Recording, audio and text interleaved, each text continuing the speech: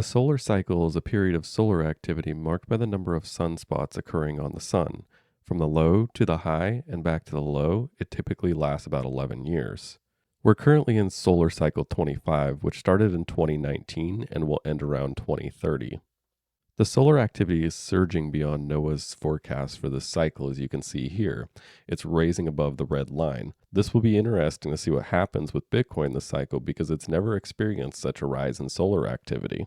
If you're new here, it might sound crazy to be drawing a parallel between the cosmos and finance, but when we see these cycles as shown within the Dow Jones, it reveals the truth. The beginnings, ends, and peak levels of solar activity usually coincide with pivotal moments in the market. You can see here, this is a top, this is a bottom, this is a bottom, and they're all happening at the ends and beginnings of the solar cycles. Sometimes this pivot also happens on this red line here, which is peak solar activity of that cycle.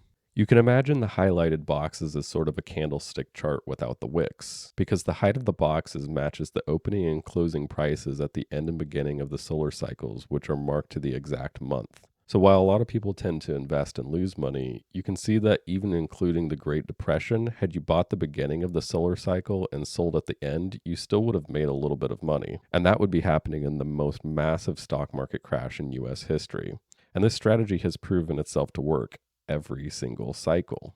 It seems way too simple, but keep in mind that many people got wrecked in every single one of those time frames. So while finding the optimum buying and selling points would take some extra finesse, using the solar cycles as a guide to navigate through the decades has proven itself key. Each of the cycles also correspond with a major world development. It's another way of visualizing time, but instead of saying the 50s meant this and the 70s meant that, we're looking at what happened in the solar cycles themselves. Society tends to think that the only real tech boom that we've seen was the dot-com bubble and the following flood of smartphones and social media. But when you take a closer look at what's happened in the Dow Jones, you can see its entire history is essentially a massive tech boom. Only at moments where there's infrastructure being built out does it seem like the major 100-year-ish cycle is ending. Let me elaborate. The Dow Jones starts trading in solar cycle 13, which is met by the development and spread of electrical power systems. Cycle 14 is met with the commercialization of flight. Cycle 15 is the widespread adoption of transcontinental telephones. 16 was widespread adoption of radio communication, particularly shortwave radio. This next cycle is marked by increased radar usage thanks to World War II.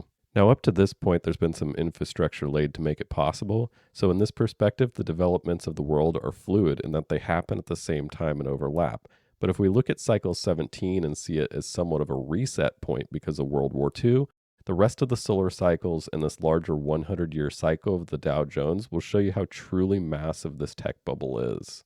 Solar cycle 18, the transistor revolutionizes electronics, and you can see him using the microscope there to work on it. Cycle 19, the launch of Sputnik 1 starts the space race. Cycle 20, launch of the first GPS satellites. 21 introduces the Internet's core protocols TCP and IP.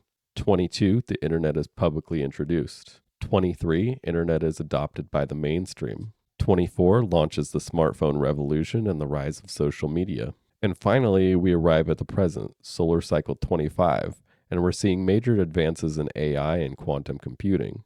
Everything in the last century has just been a continual progression down the road of electronic technologies that enhance our communication and spread of information. So in that respect, AI is no different. Now we're in the public unveiling of the fourth industrial revolution, which Klaus Schwab says will affect the very essence of our human experience. The Industrial Revolution itself implies that we're at the starting point of something new and at the end of something old, and to me, this rhymes with the earlier solar cycles, similar to when the Dow first started to trade. Solar Cycle 8 introduced the steam locomotive and the expansion of the railway networks, followed by the telegraph in Solar Cycles 9 and 10, as well as the completion of the transcontinental railways in Cycle 11. Cycle 12 brought the light bulb, which J.P. Morgan's father was really bearish on, by the way. And all of these played a role as infrastructure in the following tech expansion, and all essentially work toward improving our communication and spread of information. So just like now, these major developments are somewhat overlapping each other, but at the bottoms of society around major wars, we see major expansions in infrastructure that leads to expansive growth and periods of peace. This was also highlighted in Ray Dalio's Changing World Order. This marks all of the phases, and in the beginning, you have strong leadership, inventiveness, and education. And at the top, you have less productive, overextended, losing competitiveness, and wealth gaps. And then on the decline, you have large debts, printing money, weak leadership, and civil war and revolution. The cycles within time were also frequently pointed out by W.D. Gann and Christine Skinner. From all perspectives, we're in a truly paradigm shifting moment. We're seeing the global adoption of crypto, which are the payment rails of the new financial system. In other words, the infrastructure, just like solar cycles 8 and 11 when the transcontinental railways were laid. New infrastructure also means we're likely to see major wars soon as the old paradigm dies. So when I look at it from this perspective, it's like we're steamrolling towards the singularity. The nation who wins the tech war will win the world war, and everyone is incentivized to join in on the fourth industrial revolution. And I believe we as humans are the industry. It sounds pretty dystopian to say that, but I bet you can see it. Every solar cycle has major technological advances, and this one will be no different. Computers used to take up an entire house, and now we're being integrated with them through Neuralink. How long until ChatGPT is integrated with that? It's easy to see how fast things can progress. Take a listen to Elon talking about humans' bandwidth issue at this global summit. Output, if anything, is getting worse. We used to have like keyboards that we'd use a lot. Now we do most of our input through our thumbs on a phone. And that's just very slow. A computer can communicate at 1 trillion bits per second, but your thumb can maybe do, 10 bits per second or 100 if you're being generous. So some high bandwidth interface to the brain, I think, will be something that helps achieve a symbiosis and between human and machine intelligence, and maybe solves the control problem and the usefulness problem. AI is something that's going to be influential in our communication and information processing, just like everything else in the solar cycles we've looked at. So with that perspective, I think this bandwidth issue is solved in the near future. And if you're a cyborg from the year 2040, drop a like if you think the bandwidth issue was solved. Anyway, chipping humanity with Neuralinks is comparable to the invention and spread of the telegraph during solar cycle 9. Just as the telegraph essentially increased our bandwidth, the Neuralink will also revolutionize our information processing, speed, and exchange. Some people think the singularity can happen as early as 2028, which would be pretty close to the end of this solar cycle. I think because the internet is already adopted, it seems possible it could all happen faster than it might seem, but everything is always more complicated than it initially appears too. I recommend checking out this thread on X. It talks about the road to artificial superintelligence and talks about the levels of AI being added, how rapidly it will happen, and how it all leads to the single largest moment in human history, and how by 2027 we could be in the dawn of a new age. I find a lot of it to be on point, and it backs up the claims with some prominent figures in the space like Sam Altman, etc. And it all kind of leads to this sentiment of peak humanity, or let's take Irving Fisher's famously bad quote from October of 1929 when he said, "Stock prices have reached what looks like a permanently high plateau, suggesting they'll never crash because we have reached a permanently high level of prosperity." It seems identical to what people might say after some of humanity's greatest problems are solved by AI and stocks have continued up for so long that everyone gives up on trying to call the top. There's no doubt for me, though, we're entering that era in tech that leads to the idea of a permanent plateau. It's just a question of when it happens, and maybe we're already in it. And if the debt bubble pops first, I don't know. More on that later. So taking the observation that each solar cycle has brought transformative technological advancements and major infrastructure changes, it's intriguing to consider how the current solar cycle might unfold. And perhaps there's an entire solar cycle to go before we reach our permanent plateau of prosperity, just the same as there was widespread adoption of the internet before the decade-long rise of social media. Maybe we'll need some time to figure out AI before we implant it directly into our brains. Around 2017, I remember there was a rise in AI-related ideas in crypto like Sophia, and she was the first robot to be granted citizenship in Saudi Arabia. I'm always happy when surrounded by smart people, who also happens to be rich and powerful. One of the sayings that stuck with me over the years was how crypto isn't for you. which the particular reference was suggesting that crypto is more for AI as a means to automatically pay each other for various tasks than it is for us to use as humans. So with that in the back of your mind, we know something big is happening with AI, but we've been very, very zoomed out on that topic. A lot of the inspiration for this video came from the Bitcoin price fractal that I showed in my recent Cycles of Time video. You can see when either of these fractals are matched up with the current cycle, it shows Bitcoin getting into the several $100,000 range this cycle, even if you account for diminished returns. When I made that video, I mentioned how I didn't know if any of this would be possible, which made me wonder about the narrative that would accompany it if it did, and that led to the video we're in. Predicting anything in the future is somewhat of a fool's errand, yet if you want to make money during this transition, you've got to be a fool. The question of conventional wisdom is why the Motley Fool is called the Motley Fool. So let's zoom back in. Right now, I'm taking note of a loud rumble going on amongst the governments of the world. They want to regulate crypto, and in my opinion, I think crypto goes hand in hand with AI eventually and is a critical part of that infrastructure. Hence why we discuss AI at length and why regulation of crypto must come first. They're interconnected. I posted around this time last year how I was thinking that this cycle would end up rhyming with 2017 and how there were national coins. The recent emergence of Trump making a huge list of proposals of things he will do for crypto shortly after his assassination attempt makes me think I was on the right track. If you missed it, 2024 is a year of global elections, with at least 70 countries having elections at the same time. It seems like a perfect opportunity for governments to get into crypto, each with their own politician vying for power and using their pro-crypto stance as a way to make voters feel like they're winning because line go up. Simultaneously, the framework is needed for the new system and the future of cyborgs, so why not take advantage of the moment? Never let a good crisis go to waste, right?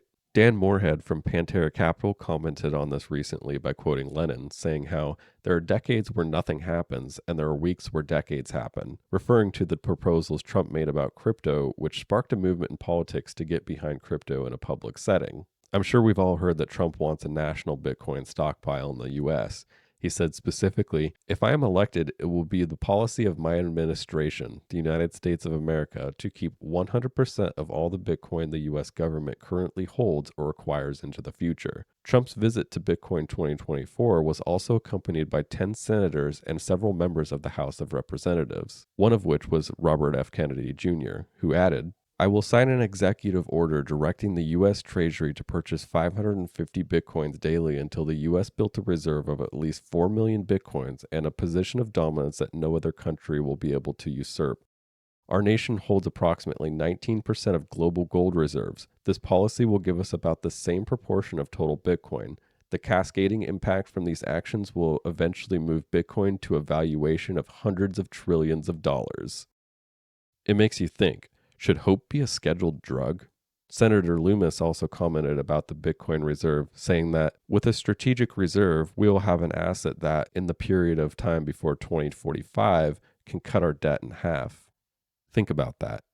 I've been over this theory regarding crypto and debt jubilee a dozen times to my inner circle, so there it is again, guys. The national debt is best visualized by an Ouroboros. In plain English, they want to bring down the national debt by making you FOMO into being a bag holder debt slave. If you pass the fear and greed test and support the new financial system, your debts are forgiven instead. Interestingly enough, the date Loomis gives is also about when solar cycle 26 will end. So no doubt, if the stockpile happens, it will show up in full force towards the top of the market. I can see some type of violent price surge around that time, but it makes it all seem like it's just getting started. We'll all know that the US has a ton more Bitcoin to buy, so we must be in a new financial paradigm. The 4-year cycle theory is dead and perpetual wealth is here. Those around for 2017 know how intense that sentiment got. It was a similar feeling, and it really did seem like if you weren't in, you'd literally be left behind. This time around, you'll have to dump your bags on the president, so just mentally prepare yourself for Dump on Trump 2025. In any case, it does seem like there's an undertone that echoes the seriousness of the FTX collapse. It makes me think that we're still in that type of moment in crypto, except the sentiment is reversed. To stoke the fire, Trump commented on his America First approach in regards to crypto, saying that if we don't do it, China is going to do it, and others are going to be doing it. Let's do it and do it right. My vision is for an America that dominates the future, which to me, that outright says America will get left behind if they don't FOMO. He also said he wanted to make the United States the first in artificial intelligence, amongst other things. I thought I'd make note of that. But politicians are just two sides of the same coin. So if you despise Trump, just turn the coin over for the same story with a different picture. Kamala Harris's advisors have approached crypto companies to reset relations between the Democratic Party. They've contacted people associated with crypto companies about meeting in recent days, including Coinbase, Circle, and Ripple Labs. It was interesting to see Ripple mentioned specifically in regards to a reset between the Democrats and the crypto industry. It's kind of like they're finally acknowledging them as a powerhouse in the space. Some serious things have been cooking for Ripple. The lawsuit is over, and XRP is the first asset in history with actual legal clarity. So I'm seeing tokenized gold and treasuries coming to the XRP ledger. Both are part of the real world asset narrative, and the bond market is, of course, the biggest market in the world. And I think that's a fact that's missed by many. This large circle is the global bond market compared to other financial markets. So if they're successful in taking just a little bit of that value and putting it onto the ledger, it will be huge. So whoever your savior is, we're seeing politicians slowly bringing out the bells and whistles, including Tim Scott, who drew a strange parallel to Bitcoin's regulation and civil rights. He said, "As the chairman of the Senate Banking Committee, the one thing that I will absolutely guarantee will be done is watching your legislation get a vote past the Banking Committee, and we're going to fight to make it a law in the United States, setting Bitcoin free here at home, free at last. Free at last. Thank God Almighty, it's free at last." Which is an odd way to say it and kind of trivializes civil rights, in my opinion, because Bitcoin is just over a decade old and isn't a living, breathing human being. But like I said, bells and whistles. Under the hood, micro-regulations seem to be heating up, and the outcomes of these elections could influence how the rules are implemented and enforced, potentially impacting the future of crypto in Europe. I've seen a handful of similar toned events going on in the last week or so. France became the first major EU economy to accept crypto asset service provider license applications, making itself a leader in crypto regulation, which might add more peer pressure to other nations to stay competitive. China starts acknowledging anti-money laundering laws, which brought rumors that it might be unbanning crypto. Mike Novogratz insists they'll unban it, and I'm paying attention to what he says because he more or less called the 2023 bottom when he said, "It'll be okay. DCG crisis likely won't include a lot of selling." And it didn't. Yieldport Holdings is investing a record $1.6 billion in El Salvador's Bitcoin City. Nigeria's SEC plans to issue licenses to crypto exchanges with more plans to regulate the asset class and says it will happen sooner than you think. 159 countries are set to adopt the BRICS payment system, allowing them to have unilateral settlement without the US dollar. This is scheduled to launch potentially in October, right during eclipse season, and right around or potentially after markets have pivoted up. Clearly, it seems as though every nation on the planet has jumped on board. And ultimately, there needs to be a regulatory environment that gives guidance for CBDCs before they actually need to be used. All the nations know it. So they're trying to create a super friendly sounding environment that makes it seem like the government is your friend and has your best interests in mind. They'll do whatever they need to get your approval. Because while CBDCs are an experiment in monetary policy, they will try them in some capacity before the system collapses. This solar cycle arrived in perfect harmony with a massive fear narrative during 2019, whose number 19 corresponds with AI being the first and ninth letters of the alphabet. Ever since then, AI has emerged and proliferated like a virus. I've never seen more people convinced that we're in the end of times, which makes me think that 2020 was a psyop to keep people in perpetual fear so they're more malleable, distracted, and too confused to invest. Not that any of what's been going on has been good. The parallels between the past cycles and the present suggest we're in the middle of a massive paradigm shift.